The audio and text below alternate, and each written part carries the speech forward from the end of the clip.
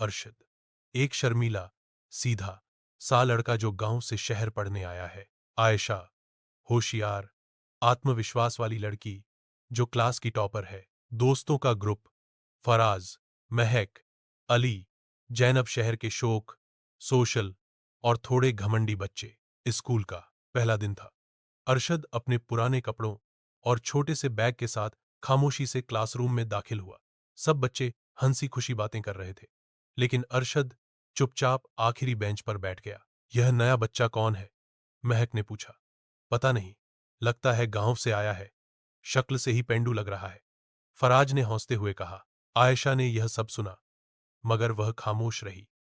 उसे अरशद की आंखों में कुछ खास नजर आया, जैसे वह बहुत कुछ कहना चाहता हो, मगर हिम्मत नहीं कर पा रहा। पहला मुकाबला, तकरीरी मुकाबला। स्कूल में अगले हफ्ते एक तकरीरी मुकाबले का ऐलान हुआ। मौजू था, खुद पर यकीन रखो। सब बच्चों ने जोश से नाम लिखवाया, मगर अरशद चुप रहा। आयशा ने उसे नोटिस किया और उससे बात करने आई। तुम भी भाषण प्रतियोगिता में हिस्सा क्यों नहीं लेते? अरशद ने नहरें झुका ली। मुझे सबके सामने बोलना नहीं आता, लोग हंसेंगे मुझ पर। आयशा मुस्कुराई। लोग तब हंस हार जाते हो जब तुम खुद पर यकीन नहीं रखते। अगर तुम्हें अपनी बात पर एतमाद है तो कोई तुम्हें रोक नहीं सकता। यह बात अरशद के दिल को छू गई। उस रात वह देर तक आईने के सामने खड़ा रहा, तकरीर की मशक करता रहा। इस न मैंने खुद से वादा किया, अब मैं डर कर नहीं रहूंगा। तैयारी का सफर। आयशा ने अरशद की मदद शुरू की। वह रोज स्कूल के बाद उसके साथ बैठती, शब्दों का उच्चारण सिखाती, आत्मविश्वास बढ़ाती। देखो अरशद, भाषण सिर्फ अल्फाज नहीं होती, यह दिल की आवाज होती है।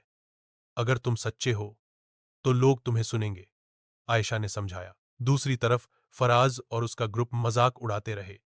यह लड़का मुकाबले में क्या करेगा, उसे तो उर्दू भी साफ ना आते हैं। मगर अरशद ने अब अपने कान बंद कर लिए थे। उसका मकसद अब वाज़ेह था, खुद को साबित करना।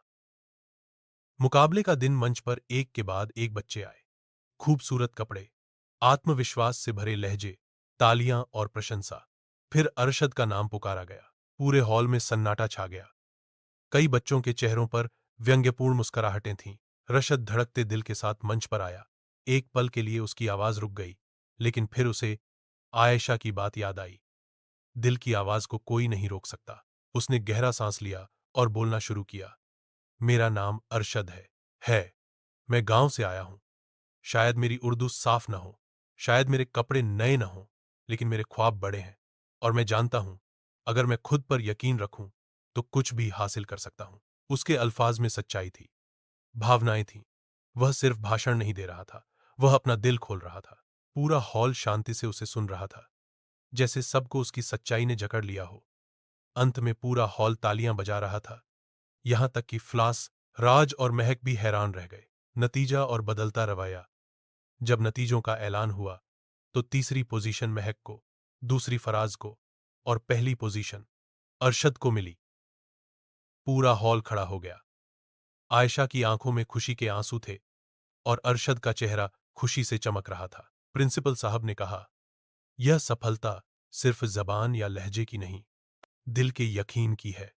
हमें अरशद जैसे बच्चों पर फख्र है रहा है। फराज और महक शर्मिंदा होकर उसके पास आए। अरशद, हमें माफ करना, हमने तुम्हें गलत समझा। तुमने हमें सिखाया कि इंसान को दूसरों की नजर से नहीं, अपने यकीन से देखना चाहिए।